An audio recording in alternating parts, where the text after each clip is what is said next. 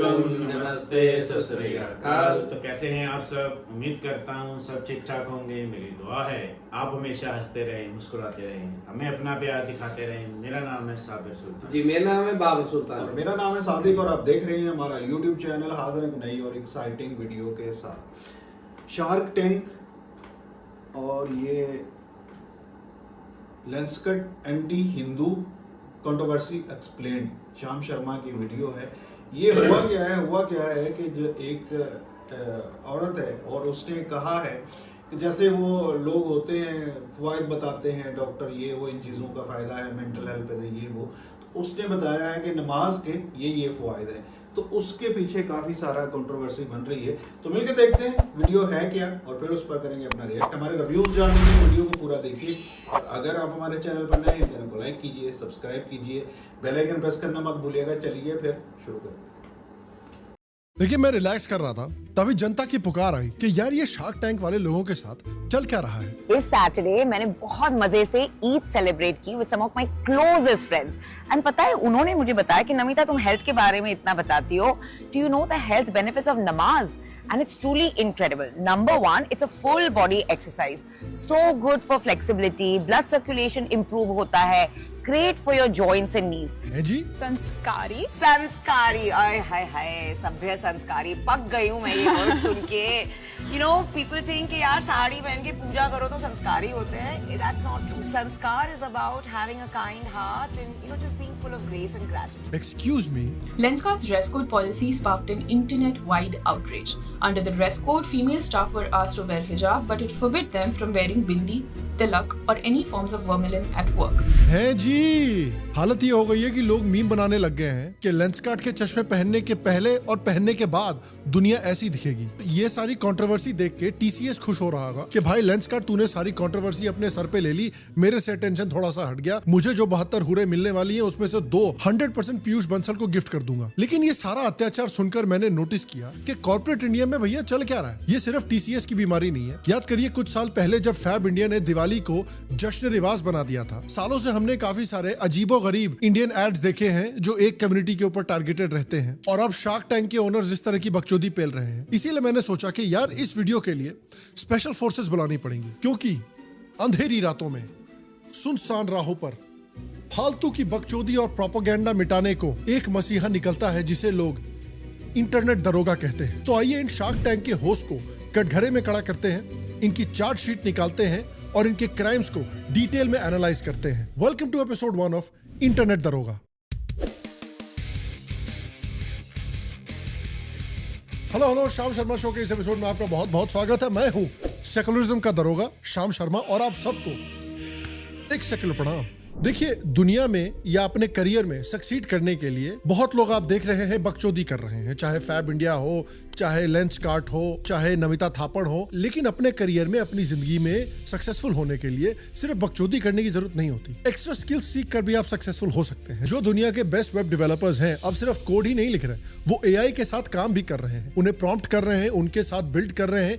AI को tool नहीं teammates बना चुके हैं। अब आप सोच रहे होंगे कि यार ये तो मैं भी सीखना चाहता हूँ, मैं कैसे सीखूं? अरे यार, आपका दोस्त दरोगा है ना। क्योंकि रैंडम ट्यूटोरियल्स देखना या खुद से एक्सपेरिमेंट करना काफी स्लो प्रोसेस है और प्रॉपर डायरेक्शन भी नहीं मिल पाती है। मुझे रिसेंटली एक कम्युनिटी मिली जो सेमिनार्स होस्ट करती है क्योंकि वो चाहती है कि इंडिया टेक में ग्रो करे। मुझे एक प्रोग्राम मिला जो सिर्फ AI फ्रॉम स्क्रैच नहीं सिखाता है, इनफैक्ट ये उससे भी एक लेवल ऊपर है। ये उन लोगों के लिए बना है जो ऑलरेडी टेक को थोड़ा सा समझते हैं, जैसे इंजीनियर्स, डेवलपर्स, डेटा साइंटिस्ट्स, जो बिल्ड करना जानते हैं लेकिन वहां से नेक्स्ट लेवल पर जाना चाहते हैं। ये एक 2 दिन का लाइव एक्सपीरियंस है जहां थ्योरी कम प्रैक्टिकल ज्यादा है, जैसे GPT और क्लॉड जैसे मॉडल्स एक्चुअली साथ में कैसे काम करते हैं, AI लेड कोडिंग रियल में कैसा दिखता है, और कैसे फुल स्टैक AI एजेंट्स बनाते हैं ऐसे सिस्टम जो खुद कॉम्प्लेक्स टास्क्स को हैंडल कर सकें। अब इसमें इंटरेस्टिंग चीज सिर्फ करिकुलम नहीं है बल्कि आउटकम्स भी हैं। कुछ लोग सालों बाद वापस कोडिंग में आए, कुछ लोगों ने अपनी कंपनीज में AI इंप्लीमेंट करना स्टार्ट किया है, और जो ऑलरेडी एडवांस थे उन्होंने अपनी प्रोग्रेस काफी तेजी से बढ़ाई है। ये लाइव होता है फ्राइडे इवनिंग से सैटरडे तक, टोटल अराउंड 10 to 12 आवर्स, और सरप्राइजिंगली अभी के लिए फ्री है। नॉर्मली इसका प्राइस काफी हाई होता है, पर इस कोहोर्ट के लिए इसको ओपन कर दिया गया है, तो इसको जरूर चेकआउट करें, लिंक डिस्क्रिप्शन में डाला हुआ है। तो शुरुआत करते हैं लेंसकार्ट के पीयूष बंसल से। निकालो दया। अबे घोड़ा नहीं यार, चार्ट शीट। चार्जशीट की बात हो रही है, इतने एक्साइटमेंट में क्यों हो जाते हो यार? चार्जशीट निकालो। तो इस चार्जशीट के मुताबिक लेंसकार्ट के ऊपर इल्जाम है दफा 69 में जबरदस्ती का घटिया सूडो सेक्युलरिज्म पेलने का। Lenskart dress code policy sparked an internet-wide outrage. Under the dress code, female staff were asked to wear hijab, but it forbid them from wearing bindi, tilak, or any forms of vermilion at work. The document read, if wearing sindoor, it should be placed minimally and it should not fall on the forehead. It further added, bindi is not allowed, religious threads or wristbands must be taken out, hijab for Muslim women is allowed, but it should meet certain guidelines. जैसा कि मैंने कहा, TCS वाले भी सोच रहे होंगे कि यार भाई तुम कितने सही टाइम पे आ गए हो, हमारी इतनी लगी पड़ी थी, तुमने सारा प्रेशर हमारे ऊपर से हटा दिया, प्रॉमिस भाई तुम्हारा खतना बिल्कुल फ्री, इनफैक्ट तुम्हारी पूरी फैमिली के लिए खतना फ्री। तो इसका क्लैरिफिकेशन सबसे पहले पीयूष ने निकाला, जिसमें उसने कहा कि भाई ये जो डॉक्यूमेंट सर्कुलेट हो रहा है, ये जो फोटो सर्कुलेट हो रहा है, ये इनएक्यूरेट है, ये हमारा है ही नहीं। लेकिन यहाँ पर मुझे थोड़ी सी झूठ की बदबू आ रही थी। मैंने दया को कहा, दया यहाँ कुछ गड़बड़ है, एक काम करो, कुछ दरवाजे जरा तोड़ो और प्रॉपर तफ्तीश करो। तो दया ने काफी सारे दरवाजे तोड़े और दरवाजे तोड़ के कुछ बड़ी इंटरेस्टिंग इंफॉर्मेशन आई है। उस ट्वीट के नीचे एक कम्युनिटी नोट डाला गया था जिसमें क्लैरिफाई किया गया था कि ये जो गाइड है ये फरवरी 2, 2026 को रिलीज किया गया था और क्लियरली इस पे कंपनी ब्रांडिंग थी, यानी ये क्लियरली कंपनी का एक ऑफिशियल डॉक्यूमेंट था। तो इसने डायरेक्टली जो पीयूष बंसल का क्लेम था कि ये हमारा है ही नहीं, ये इनएक्यूरेट है, उसको पूरी तरह से रिफ्यूट कर दिया। उसके बाद पीयूष बंसल का एक फॉलो अप स्टेटमेंट आता है जब उसके ऊपर प्रेशर बनने लगता है और वो कहता है कि अरे ये एक्चुअली इनएक्यूरेट नहीं है, ये एक्चुअली हमारा ही है, लेकिन ये पुराना है, इनकरेक्ट है, ये एक आउटडेटेड इंटरनल ट्रेनिंग डॉक्यूमेंट है, ये हमारी पॉलिसी नहीं है। इसमें एक इनकरेक्ट लाइन थी बिंदी और तिलक के बारे में जो इसमें कभी भी होनी नहीं चाहिए थी, जो हमारे वैल्यूज को रिफ्लेक्ट नहीं करती है, और फरवरी 17 तक हमने इसको हटा भी दिया था। लेकिन इंटरेस्टिंग बात यह है कि कुछ अकाउंट्स ऐसा क्लेम कर रहे हैं, कुछ लोग ऐसा क्लेम कर रहे हैं कि उन्होंने लेंसकार्ट के लिए काम किया है और ये जो डॉक्यूमेंट में पॉलिसीज थी ये एक्चुअली उनसे फॉलो करवाई जा रही थी। तो ऐसा नहीं था कि इसको सिर्फ इंटरनल ट्रेनिंग के लिए यूज किया जा रहा था। अपेरेंटली अलेजिडली कुछ लोग ऐसा कह रहे हैं, क्लेम कर रहे हैं कि ये पॉलिसी इंप्लीमेंट भी की गई थी। पुणे में अलेजिडली ऐसा हुआ था। एक और गवाह कह रहा है कि इसको शिखा काटने के लिए और तिलक हटाने के लिए कहा गया था। હું જેલ સોગાસિયા લેન્સકાર્ટ કંપનીનો મારા પર કોલ આવેલો હતો જોબ માટે અને પછી આ સુરત એરિયામાં વેસુમાં હું ઇન્ટરવ્યુ દેવા માટે ગયેલો હતો। एक और गवाह ने हमारे साथ लेंसकार्ट की सर्टिफिकेशन शेयर की है जिसमें लेंसकार्ट हलाल ब्रांड है। बताइए यार, इतने सालों से हम पुलिस की ट्रेनिंग कर रहे हैं, दया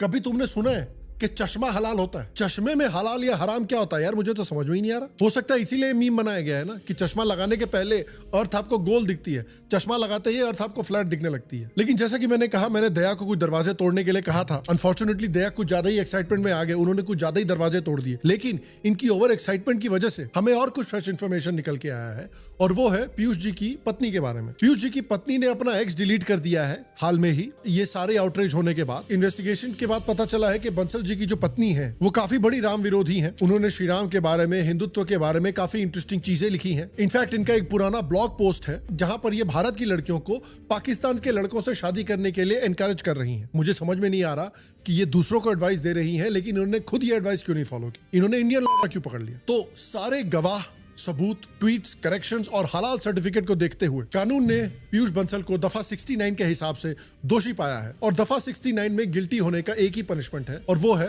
मीम पनिशमेंट, यानी आपके ऊपर दबा के मीम बनाए जाएंगे। जैसे लेंसकार्ट का नया नाम तो बोलू भी कैसे डिमोनेटाइज हो जाएगा यार। आप स्क्रीन पर ही देख लीजिए। लेंसकार्ट में आई टेस्ट देखिए कैसा होता है और TCS और लेंसकार्ट का मर्जर भी देख लीजिए। अब देखिए ये सब ठीक है, जैसा कि मैंने कहा दफा 69 में गिल्टी पाए जाने का पनिशमेंट होता है कि आपके ऊपर मीम बनाए जाएंगे। आपको जितना क्रिटिसाइज करना है लेंसकार्ट को कीजिए, जितना बॉयकॉट करना है कीजिए, लेकिन इस तरह के कारनामे मत कीजिए। मैं तो मुस्लिम हूँ, लीजिए, मैंने भी लगाया, मैं मुस्लिम हूँ और कौन है हिंदू यहाँ पर?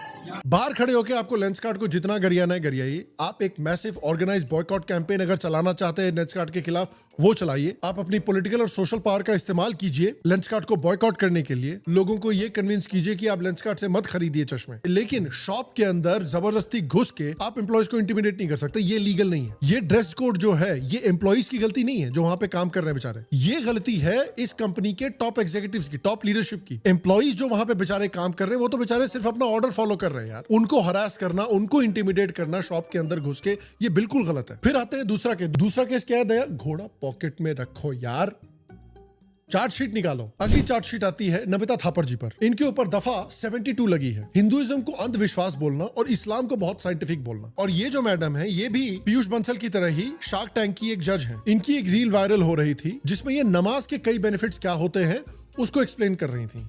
इस सैटरडे मैंने बहुत मजे से ईद सेलिब्रेट की with some of my closest friends and पता है उन्होंने मुझे बताया कि नमिता तुम हेल्थ के बारे में इतना बताती हो, do you know the health benefits of नमाज and it's truly incredible. Number 1, it's a full body exercise, so good for flexibility, blood circulation improve होता है, great for your joints and knees. हाँ, इतने पे क्यों रख गई आप? और भी बता दीजिए ना कि नमाज करने से बिजली का बिल कम हो जाएगा, इनकम टैक्स फाइल हो जाएगा अपने आप ही। नमाज को इतना प्यार और रिस्पेक्ट, वेरी गुड, बड़ी अच्छी बात है। लेकिन देखते हैं कि पूजा के बारे में इनका क्या ख्याल है। संस्कारी, आय हाय हाय, सभ्य संस्कारी, पक गई हूँ मैं ये वर्ड सुन के। You know, people think कि यार साड़ी पहन के पूजा करो तो संस्कारी होते हैं। That's not true. संस्कार is about having a kind heart and just being full of grace and gratitude. बताओ यार दया, ये क्या चल रहा है यार? इस केस को लगता है हमको दया फोरेंसिक लैब में ले जाके प्रॉपर्ली रिव्यू करना पड़ेगा, क्योंकि दफा 72 तो यहाँ बनता है। दफा 72 तभी कैंसिल होगा अगर ये ऐसा बोलने को तैयार हो जाए कि नमाज पढ़ने से संस्कार नहीं आते, just be a good person. मस्जिद में जाके घुटने टेकने से क्या होगा? कोई अच्छा आदमी थोड़ी बन जाएगा। अगर मस्जिद में जाके घुटने टेकने से कोई अच्छा आदमी बन जाता तब तो हाफिज सईद भी अच्छा आदमी है, आसिम मुनीर भी अच्छा आदमी है। तो बी अ गुड पर्सन। नमाज पढ़ने से आप गुड पर्सन नहीं बन जाते, लेकिन लगता है ये ऐसा बोलने नहीं वाली। उसके बाद उन्होंने क्लैरिफिकेशन वीडियो निकाला। मैंने इतने सारे हिंदू रिलीजन्स पे रील्स बनाई है, उनके हेल्थ बेनिफिट्स पे। हर योगा दिन पे आसन आज स्पेशली सूर्य नमस्कार की रील्स बनाती हूँ, तब तो किसी ने कुछ नहीं बोला। अच्छा जी, आपने बनाया है वीडियो, देखते हैं वो वीडियो।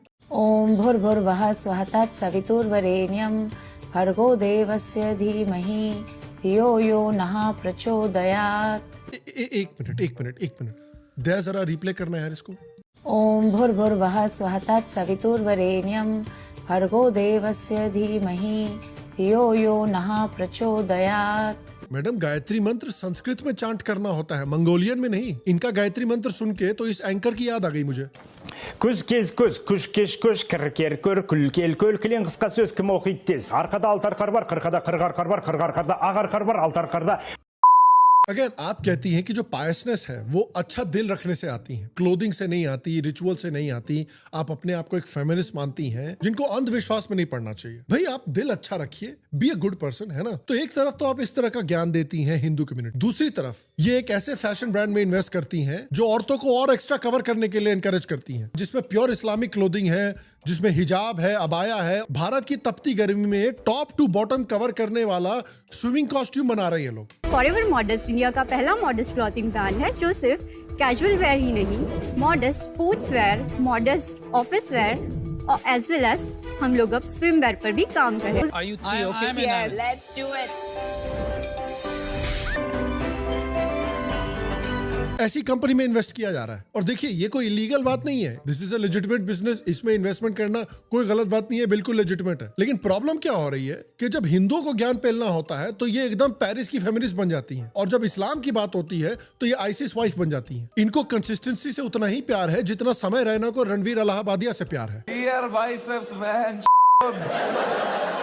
तो अगेन फाइनल वर्डिक्ट पर आते हैं। सारे सबूत, गवाह, रील्स, इन्वेस्टमेंट और रिस्पॉन्सेज को देखते हुए दरोगा ये मानता है कि नमिता थापर के ऊपर भी आर्टिकल 72 तो बनता है। इन्होंने पीआरसी यानी पब्लिक रिएक्शन कोड वायलेट किया है, और इसलिए पब्लिक अगर इनके ब्रांड को पोलाइटली एग्जामिन करना चाहती है तो वो बिल्कुल ठीक है। अगेन, जो लोग इनको अब्यूज कर रहे हैं, जो लोग इनको फैमिली को अब्यूज कर रहे हैं, आप याद रखिए, गलती इनकी नहीं है, गलती आपकी है। इन्होंने आपकी फैमिली को कुछ नहीं कहा, इन्होंने एक बकचोदी की है। उस बकचोदी को एक्सपोज कीजिए, इनको ट्रोल कीजिए, इन पे मीम बनाइए, गालियां मत दीजिए, धमकियां मत दीजिए। किसी की बकचोदी को एक्सपोज करने के लिए अगर आप लिमिट को क्रॉस कर देंगे तो फिर आप उनको विक्टिम में तब्दील कर देते हैं। फिर आते हैं तीसरे शाख पे, जिसे लगता है कि भाई मंदिर बड़े आउटडेटेड है, स्पिरिचुअलिटी बड़ी आउटडेटेड है, और इसलिए दया, लेट मी गेस, इनके चार्ट शीट पे इनको दफा 420 लगा है कि नहीं, यानी हिंदुइज्म को बैकवर्ड और आउटडेटेड बोलना, जबकि ये खुद आउटडेटेड है। तो मैंने दया से कहा कि दया रिसर्च करो यार। तो दया ने पता किया कि सदगुरु के महाशिवरात्रि में वहां खड़े होने के लिए जगह नहीं होती है, लेकिन इंडिया में भैया स्पिरिचुअलिटी खत्म है। प्रेमानंद महाराज के दर्शन करने के लिए लोग सुबह 2 बजे से लाइन में खड़े हो जाते हैं, लेकिन स्पिरिचुअलिटी नहीं है। महाकुंभ में 30 से 40 करोड़ से ज्यादा लोगों ने जाके स्नान लिया है। अयोध्या, काशी, वृंदावन, राम मंदिर में डेली लाइन लगी रहती है, लेकिन स्पिरिचुअलिटी नहीं है। यहाँ तक कि जेन जी देखिए आजकल पार्टी करने के बजाय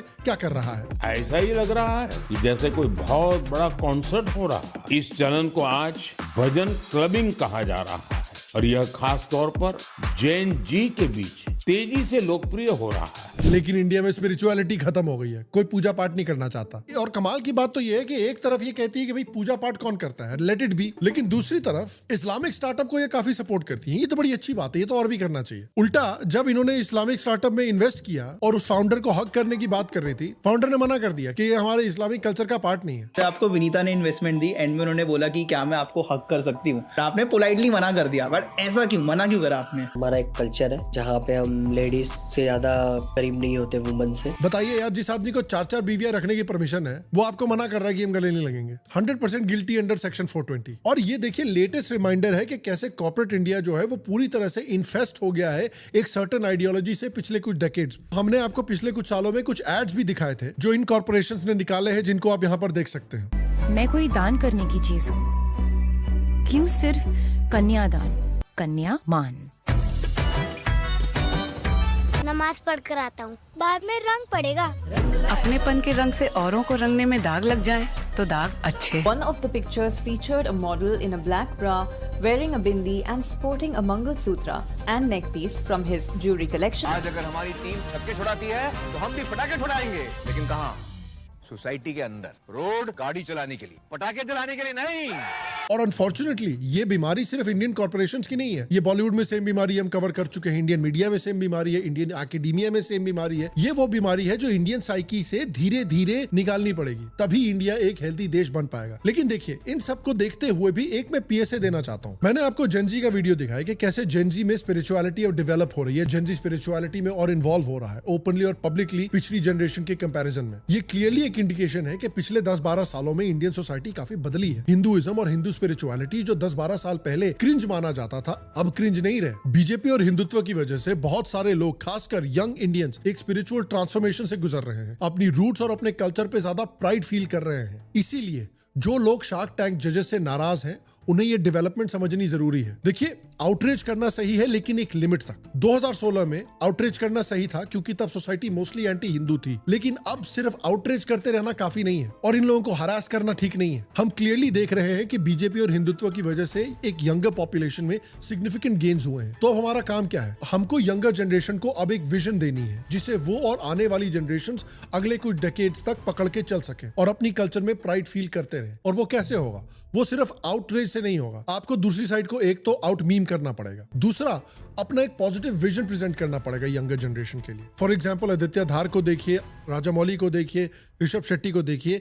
ये ऐसे लोग हैं जो बॉलीवुड के माइंड वायरस से फ्री हैं और ये इस तरह की मूवीज बना रहे हैं जिससे कि इंडिया को अपने कल्चर में, अपनी सिविलाइजेशन में, अपनी स्ट्रेंथ में एक प्राइड डेवलप हो रही है। धुरंधर ने क्या पूरे देश में आग लगाई है, वो आप देख सकते हैं अपनी आंखों से। आप कंटेंट बना सकते हैं, आप किताबें लिख सकते हैं, आप एनिमेटेड सीरीज बना सकते हैं, आप आर्ट क्रिएट कर सकते हैं। एक तरफ एआई का राइज हो रहा है, दूसरी तरफ पूरे देश में इंटरनेट फैल रहा है। इससे आपका काम और भी आसान हो गया है। अब हम आर्ट और कंटेंट क्रिएट कर सकते हैं जो हमारी कहानी बताए और यंगर जनरेशन को इंडियन सिविलाइजेशन का एक पॉजिटिव विजन दें। तो हमको अपनी स्ट्रैटेजी बदलनी है। 10 साल पहले सिर्फ आउटरीच करना ठीक था, अब समय है मीम्स बनाइए, रोस्ट कीजिए और अपना एक पॉजिटिव विजन क्रिएट कीजिए अपनी जनरेशन के लिए और आने वाली जनरेशन के लिए। री-स्ट्रैटेजाइज कीजिए और आगे बढ़िए। और दया, इस एपिसोड में आपका सपोर्ट देने के लिए बहुत बहुत धन्यवाद। मैं आपको भी थैंक यू करना चाहता हूं हमारे साथ जुड़ने के लिए। आप अगर वो हमारे एड्स वाले पुराने वीडियोस देखना चाहते हैं तो नीचे डिस्क्रिप्शन में क्लिक करके देख सकते हैं। बाकी सेक्युलर दरोगा आपसे अगले एपिसोड में मिलेगा। तब तक के लिए चैन से सोना है तो लेट जाइए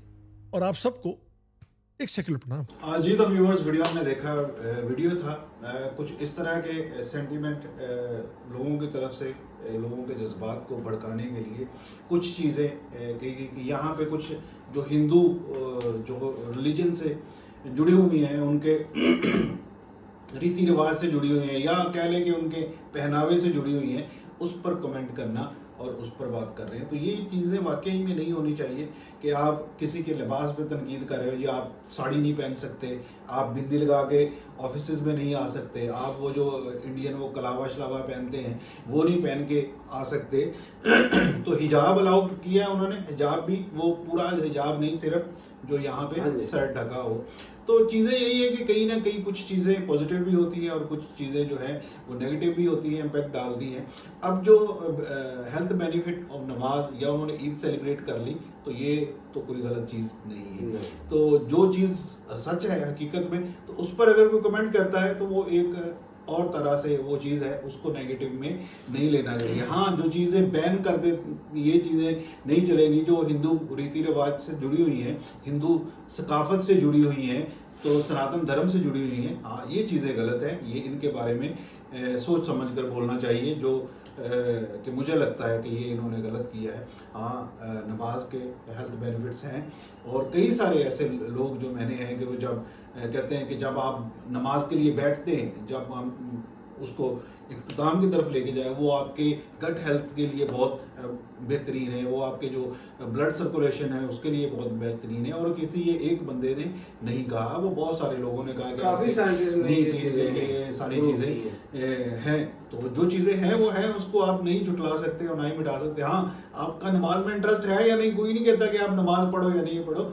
आप उस तरह से एक्सरसाइज भी कर सकते हैं, योगा करते हैं। अब योगा के बहुत सारे बेनिफिट्स हैं, लेकिन यहाँ पे कई सारे लोग योगा को जोड़ते हैं सनातन धर्म से। नहीं, हम तो अगर ये करेंगे तो हम गलत हो जाएंगे। यहाँ पे भी उससे ज्यादा चालू लोग हैं कि एम किसी चीज का पता भी मजहबी है तो उसके खिलाफ हो जाएंगे। हालांकि योगा एक बेस्ट एक्सरसाइज है और पूरी दुनिया उसको मानती है और पूरी दुनिया में होता है। अब पाकिस्तान में यहाँ पे पार्क्स में एक स्पेशल से योगा ट्रीटमेंट लोगों की चाल, यानी कि लोगों को अवेयरनेस आ रही है सोशल मीडिया के माध्यम से, ये सिर्फ एक्सरसाइज ही है। अब देखिए दुनिया में कोई कैसा भी लिबास पहने वो उसकी अपनी चॉइस है।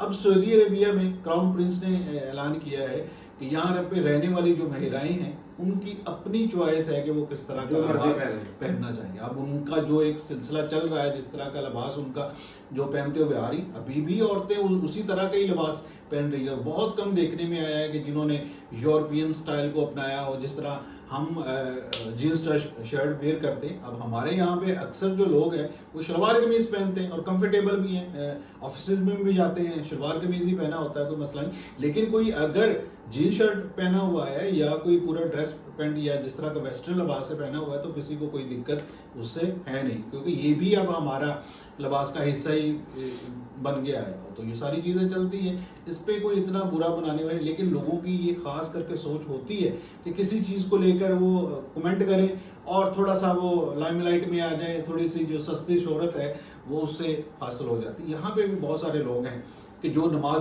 पढ़ते ही नहीं हैं और लेकिन नमाज को लेकर वो फेमस व्यूज लेना चाहते हैं और उस पर वो परफॉर्म करके लोगों को दिखाया, पता चल जाता है कि यार इसको बंदे को तो नमाज ही पढ़ना नहीं आती।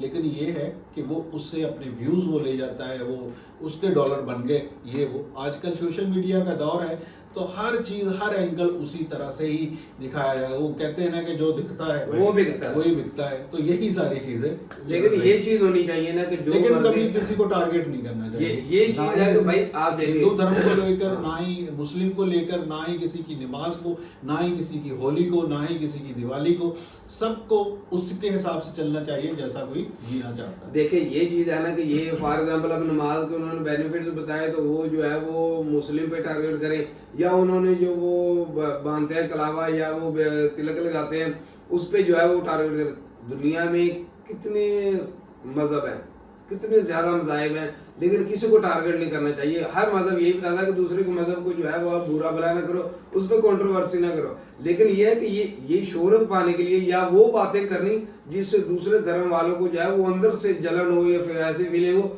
वो उसकी वीडियो को ज्यादा से ज्यादा शेयर करे कि भाई ये देखो ये हमारे मजहब के ऊपर क्या बोल रहा है, या ये इसको नहीं बोलना चाहिए था, इसने ये बोला है, तो उसको शोहरत मिल जाती है, उसका जो है वो रेटिंग उसकी बढ़ जाती है, वो जो मर्जी बोल रहा है। लेकिन ये चीज है कि किसी के मजहब को लेकर ये बात नहीं करनी चाहिए कि ये मजहब है और ये मजहब के अंदर ये चीजें हो रही हैं, ये चीजें जो है ये ठीक नहीं है, ये पाबंदियां लग रही हैं, ये पाबंदियां नहीं लगनी चाहिए। देखिए हर किसी को जो है वो जैसे कहते हैं ना फ्रीडम ऑफ स्पीच है, हर किसी को ये फ्रीडम है कि वो जो उसका दिल चाहे वो पहने, जो उसका दिल चाहे वो करे, जो काम उसका दिल चाहे वो कर रहा है। लेकिन ये चीजें पैगाम उन्होंने अपनी वीडियो में दिया है और उसके ऊपर ये पाबंदियां लगाना जो है वो सेकुलरिज्म साहब के जो सीईओ साहब है उनको भी बुरा लग गया और उन्होंने उसके काउंटर जो है वो वीडियो बना दी। तो चीजें ये देखिए क्या वहाँ पे मुसलमान जो रहते हैं वो हिंदुस्तानी नहीं है? बिल्कुल है। अगर वहाँ पे किसी एक चैनल ने वहाँ पे वीडियो बना दी है कि भाई दिवाली को इस तरह से भी सेलिब्रेट किया जा सकता है कि वहाँ पे मुस्लिम कम्युनिटी जो है ना वो भी उसमें शामिल हो जाए, या फिर उन्होंने इस तरह से होली को इस तरह से भी सेलिब्रेट किया जा सकता है। और उन्होंने अगर एक हिंदू हो के उसने नमाज के बेनिफिट बता दिए तो वो अब बुरा लग गया। तो चीज़ें यही हैं। देखिए कि यहाँ पे जब सेकुलरिज्म क्या है, सेकुलरिज्म ये है कि सबका जो हमने जो है ना इज्जत करनी है, सबको हमने मान्य करना है। तो उन्होंने ये कहा कि भाई देखिए अगर आप हिजाब पे पाबंदी लगाते हैं तो फिर कभी कहा किसी जगह पे कहा कि भाई यहाँ पे तिलक पे भी पाबंदी होनी चाहिए या कलावे पे भी पाबंदी होनी चाहिए। तो ये देखिए अपने अपने मजहबी जो चीजें हैं, मजहबी जो उनके पहनावे है उनके ऊपर पाबंदी नहीं है, तो इस चीज के ऊपर भी पाबंदी नहीं होनी चाहिए। और इसके ऊपर अगर किसी को बुरा लगता है तो ये उनकी अपनी राय है। नहीं वहाँ पे ऐसा हुआ है कि उन्होंने कहा है कि बिंदी आप नहीं लगा के आ सकते, आप साड़ी नहीं पहन सकते, ये जो कलावा पहना होता है वो आप नहीं पहन के आ सकते। बाकायदा उन्होंने नोटिफिकेशन एक जारी किया है यहाँ ये चीजें अलाउ नहीं है। तो वो गलत है। मजहबी जो देखे ना उन्होंने कहा कि आप मजहबी जो है ना वो हिजाब सारी चीजें मदद से जुड़ी हुई आप कर सकते, जो मजहबी जो जुड़ा हुआ चीजें है उसके ऊपर उन्होंने पाबंदी लगाई है। तो ये देखें इन चीजों के ऊपर बात करनी होनी चाहिए, लेकिन इनसे इख्तलाफात जो है ना, नफरत जो है ना वो नहीं होनी चाहिए। हर किसी को अपना अपना हक है राय देने का, वो अपनी नजरिए के मुताबिक। हर किसी की सोच एक जैसी नहीं होती, हर किसी की सोच का एहतराम करना चाहिए, फिर ये नफरतें खत्म होगी। अगर हम इसी तरह कोई इस तरह का वीडियो कोई जब पाकिस्तानी मुस्लिम देखता है तो वो ये जरूर कहता है कि जिन्ना साहब ने जो किया वो बिल्कुल ठीक किया। तो उन्होंने एक और बात उनकी बड़ी वो जो कोट की जाती है कि जो बकिया मुस्लिम वहाँ पे रह गए हैं, सारे तो आ नहीं गए हिंदुस्तान में, तो उनका क्या? उन्होंने कहा कि वो सारी उम्र अपने आप को जस्टिफाई करते हुए गुजार देंगे कि हम सच्चे हिंदुस्तानी हैं। तो ये उन्हीं चीजों को टारगेट करने के लिए ऐसी वीडियोस कंट्रोवर्सी फैलाई जाती है और इन्हीं चीजों को आगे फैलाया जाता है सोशल मीडिया के। ऐसी चीज बहुत जल्दी से वायरल होती है। तो ऐसी जो वीडियोस हैं जो पाकिस्तान देखें जी, वो क्या वहाँ के हिंदुस्तानी मुस्लिम को क्या किस तरह से बोल रहा है, LPK के पता नहीं क्या वो कह रहे हैं। अब इस चीज के ऊपर देखिए कितनी वीडियोस बनी हुई देखिए जी कि एक हिंदुस्तानी महिला ने उन्होंने मुसलमानों के साथ सेलिब्रेशन किया है, उसको अच्छा लगा और उसने नमाज के बेनिफिट जो है ना बता दिए, तो वो ही अब जो है ना हजम नहीं हो रहे। तो ये हाल है जी वहाँ पे हिंदुस्तान में मुसलमानों का। तो चीजें यही कंट्रोवर्सी फैलाने की बजाय, नफरतें फैलाने की बजाय हमें प्यार मोहब्बत ही फैलाना चाहिए। देखिए वहाँ पे मुसलमान भी रह रहे हैं, हिंदुस्तानी भी रह रहे हैं, हिंदू भी रह रहे हैं, और भी बहुत सारे मजहब जो है ना वहाँ पे एक जगह पे रह रहे हैं। तो हमें सबका एहतराम करना चाहिए। चलिए जी, आपको वीडियो कैसा लगा कमेंट्स जरूर कीजिएगा, और इसका टारगेट क्या था ये भी आपने जरूर बताना है कि ऐसा हो क्या रहा है जिस पे ये सब चीजें चल रही है। वीडियो अच्छा लगे लाइक एंड सब्सक्राइब कीजिएगा। मिलेंगे एक और वीडियो में, तब तक के लिए अल्लाह हाफ़िज़।